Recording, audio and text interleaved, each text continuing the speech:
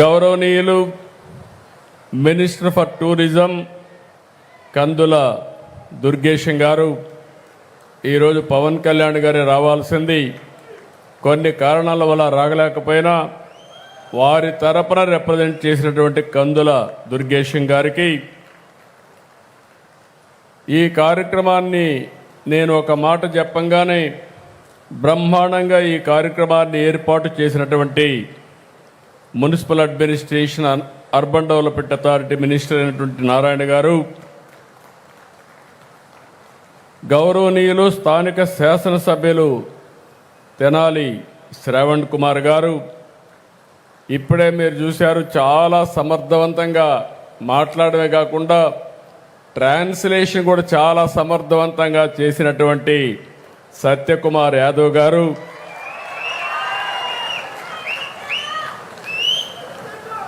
State general secretary BJP Madhukar గారు, చాలామంది పేర్లున్నాయి. ఇప్పటికే చాలా ఆలస్యమైంది, మీ అందరికి కూడా ఆకలేస్తూ ఉంటుంది. అందరి మారిగా నేను కూడా ఎక్కువ ఇబ్బంది పెట్టకుండా వీళ్ళని తొందరలో కంప్లీట్ చేయాలనుకుంటున్నాను. అలాంటి ఈరోజు గౌరవ పార్లమెంట్ సభ్యులు, గౌరవ శాసన సభ్యులు, శాసన మండలి సభ్యులు, వేదికపై నుండే ప్రజాప్రతినిధులు, అదే మరి ఈ కార్యక్రమానికి వచ్చినటువంటి బీజేపీ, తెలుగుదేశం, జనసేన నాయకులు, కార్యకర్తలు, ఈ ప్రాంత రైతులకి, సోదరి మండలందరికీ పేరు పేరున మనస్ఫూర్తిగా నమస్కారాలు, అభినందనలు, స్వాగతం, సుస్వాగతం. ఈరోజు ఒక చరిత్ర, ఒక యుగ పురుషుడు పుట్టిన రోజు, శత జయంతి ఉత్సవాలు జరుపుకుంటున్నాం.